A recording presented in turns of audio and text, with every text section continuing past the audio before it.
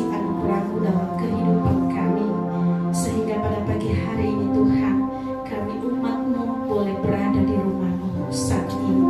Terima kasih buat anugerah-Mu yang sungguh besar dalam kehidupan kami. Terima kasih Engkau mau datang, Engkau mau lahir bagi kami semua. Terima kasih buat semua kebaikan Tuhan dalam kehidupan kami. Terima kasih Bapa, terima kasih. Dan saat ini Tuhan, kami umat-Mu di tempat ini mau mendengarkan isi hati-Mu. Biarlah Tuhan yang menolong menuntut kami, sehingga setiap firman yang kami dengar pagi hari ini menjadi berkat bagi kami semua. Bahkan iman kami semakin bertumbuh berakar di dalam Tuhan. Terima kasih Bapa, terima kasih. Engkau berkati hamba-Mu yang akan menyampaikan isi hati-Mu. Kau perlengkapi dengan hikmat yang daripada Tuhan, sehingga hamba-Mu hanya menyampaikan isi hati Tuhan saja. Terima kasih segala hal yang ingin mengganggu kami ketika kami mendengarkan kebenaran firman-Mu. Kami usir, kami tolak patahkan dalam nama Tuhan Yesus. Kuasa Tuhan yang menguasai kami, kuasa Tuhan yang memimpin kami. Terima kasih, dalam nama Tuhan Yesus kami siap mendengarkan kebenaran firman-Mu. Haleluya, amin. Jemaat Tuhan, saya persilakan duduk kembali. Shalom. Shalom. Shalom. Shalom. Selamat Natal. Selamat Natal juga, Bu Amel. Selamat Natal bagi kita semua. Tuhan Yesus memberkati. Ya, semalam kita sudah beribadah juga di hadapan Tuhan ya. Pagi hari ini kita beribadah kembali di hadapan Tuhan, karena memang hari ini juga hari Minggu. Minggu keempat di bulan ini dan minggu terakhir di tahun ini.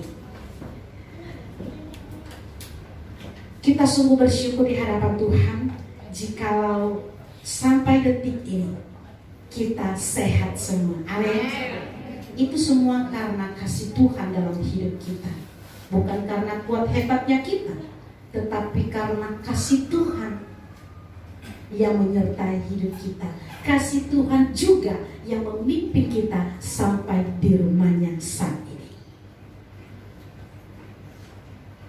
Mungkin di hari yang spesial ini ada banyak hal yang kita alami. Mungkin ada kesedihan, ada kesesakan yang kita rasakan. Tetapi kita bersyukur di dalam semuanya itu kita masih hadir dalam rumah Tuhan. Setiap masalah, setiap persoalan hidup tidak membatasi kita untuk datang beribadah di hadapan Tuhan. Amin. Kalau kita mau berbicara tentang Natal, ya mungkin sudah disampaikan Pak Gembala juga, karena kita umat pilihan Tuhan. Natal berbicara tentang pernyataan kasih Allah kepada kita sebagai umatnya. Inilah pernyataan kasih Allah dalam kehidupan kita. Sejak manusia jatuh ke dalam dosa, kita sudah terpisah dengan Tuhan. Sudah terpisah dengan Tuhan. Bagaimana supaya ini kita bisa terhubung lagi dengan Tuhan? Allah mengambil inisiatif mau datang ke dunia ini supaya hubungan umatnya dengan Allah Bapa boleh terpulihkan kembali, tidak terpisah. Jemaat Tuhan yang terkasih, inilah Natal yang sesungguhnya dalam kehidupan kita. Allah mau menyatakan kasih-Nya dalam hidup kita. Mari kita buka dulu Alkitab kita. Mohon maaf dulu ya, sambil kacamata terkendala.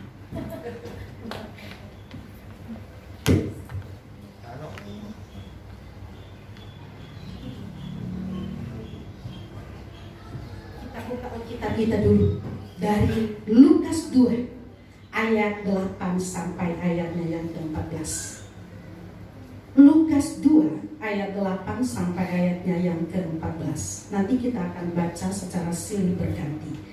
Gembala-gembala Di daerah itu ada gembala yang tinggal di padang menjaga kawanan ternak mereka pada waktu malam. Tiba-tiba berdirilah seorang malaikat Tuhan di dekat mereka, dan kemuliaan Tuhan bersinar meliputi mereka, dan mereka sangat ketakutan. Lalu kata malaikat itu kepada mereka, "Jangan takut, sebab sesungguhnya aku memberitakan kepadamu kesukaan besar untuk seluruh bangsa. Hari ini lahir bagimu juru selamat, yaitu Kristus, bukan daripada Daud. Dan inilah tandanya bagimu. Kamu akan menjumpai seorang bayi dibungkus dengan lampin dan terbaring di dalam palungan." Dan daripada maka bersama-sama dengan mereka itu jumlah besar perkara surga yang memuji Allah. Kemuliaan bagi Allah di tempat yang maha tinggi, dan damai sejahtera di bumi di antara manusia yang berkenan kepadanya. Puji Tuhan, pada pagi hari ini kita sudah membaca kebenaran firman Tuhan. Orang yang pertama mendengar berita tentang kelahiran Kristus adalah para gembala. Kalau kita melihat profesi gembala adalah dia menggembalakan domba di padang. Dia berusaha supaya semua ternak yang digembalakan bisa makan. Bahkan pada saat itu profesi sebagai seorang gembala kurang dianggap. Kenapa? Karena bagaimana mereka ini hanyalah seorang gembala yang menggembalakan domba. Mereka bukanlah orang yang berpendidikan. Mereka bukanlah orang yang mampu. Itulah yang ada dalam benak. Tetapi kita mau belajar pagi hari ini Natal yang sesungguhnya dalam hidup kita sebagai umat Tuhan. Tuhan mau menyatakan kasih dalam hidup kita. Makanya dia mau lahir bagi kita. Dia mau datang supaya kita umat yang sudah terpisah ini bisa kembali terhubung dengan Tuhan. Mau memulihkan kembali keadaan yang sudah terpisah. Dia mau hadir di dalam hidup kita. Kalau kita mau melihat Yesus lahir di tempat yang tidak mengenakan, di kandang domba, di palungan. Mungkin semalam sudah dijelaskan oleh Pak Hendrawan bahwa palungan adalah tempat makanan binatang. Disitulah Yesus ditempatkan, dibungkus dengan lampin. Kain lampin adalah kain bekas yang dilap-lap untuk domba yang baru lahir. Itu jijik sekali. Tapi dia mau lahir di tempat yang hina, di dalam palungan, di tempat yang tidak layak. Yesus mau hadir dalam hidup kita yang sebenarnya kita tidak layak untuk hal itu. Yesus mau hadir, dia mau datang, dia mau melawat hidup kita. Kita bersyukur karena Yesus mau hadir, mau lahir bagi kita. Kalau kita orang berdosa, aku sudah hina sekali.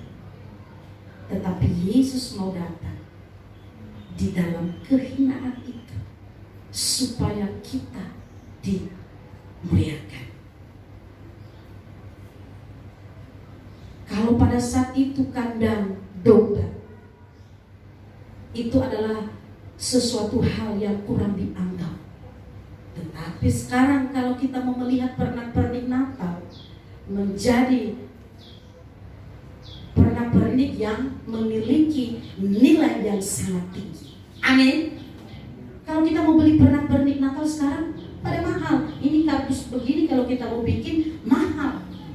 yang dulunya tidak diangkat, yang dulunya tidak diperhatikan, lah buat apa itulah tempat yang kurang bagus.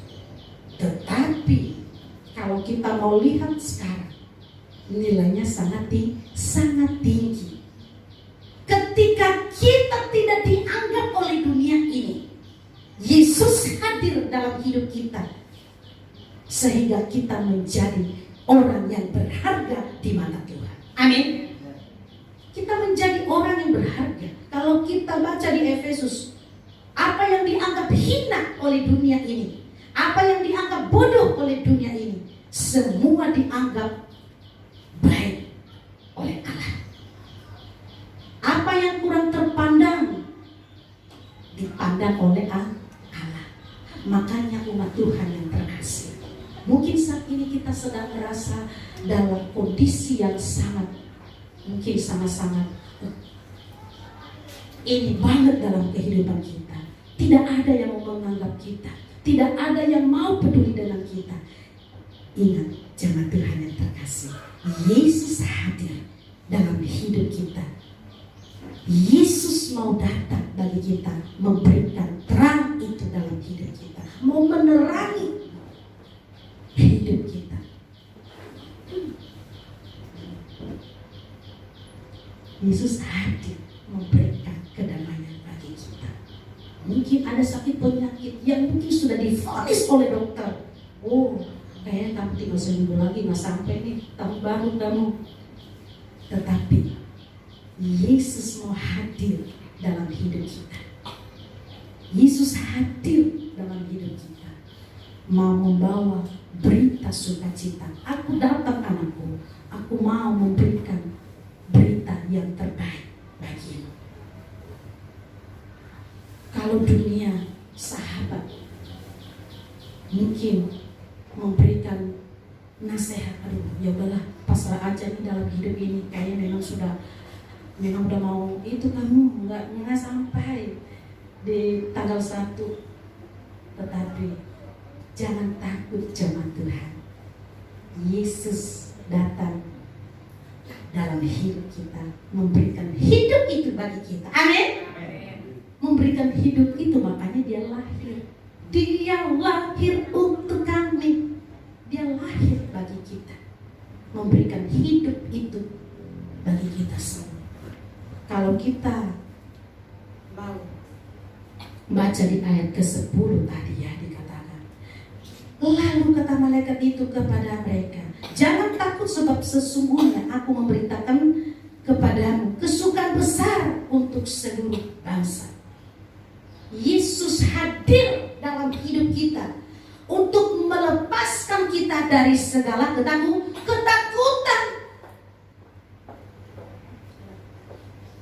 Kalau kita takut, ini para gembala ini sebenarnya takut. Ya, kok kami sih? Mereka udah deg-degan. Ya, kalau kita baca sebelumnya, mereka deg-degan. Tetapi malaikat Tuhan datang kepada mereka. Jangan takut, aku memberitakan kesukaan besar bagi bangsa, bagi seluruh bangsa. Kalau kita sudah takut, aduh bagaimana ini? Ini memang di gereja sih baik-baik saja, tetapi nanti sesudah ini tidak baik-baik. Jangan takut, jemaat Tuhan. Yesus hadir dalam hidup kita, membebaskan kita dari segala ketakutan. Kita harus berani seperti para gembala ini. Kalau mereka takut aja, di situ mereka tidak akan sampai.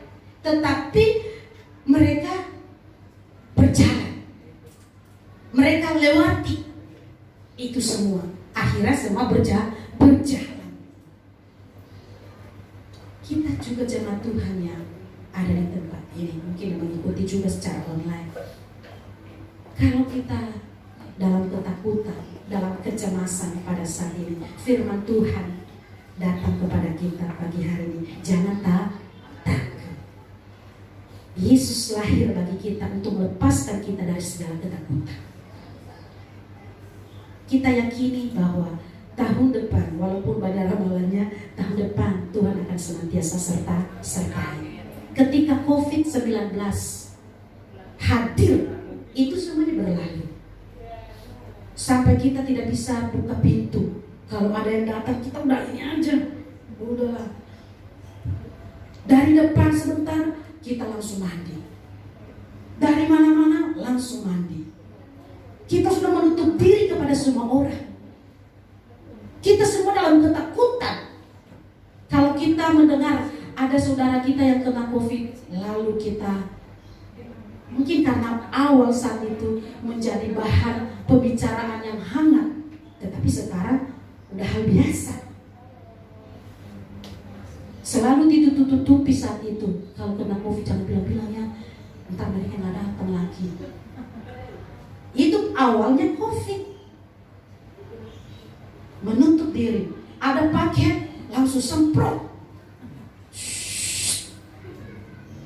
Tunggu 10 menit, nggak boleh disentuh itu barang.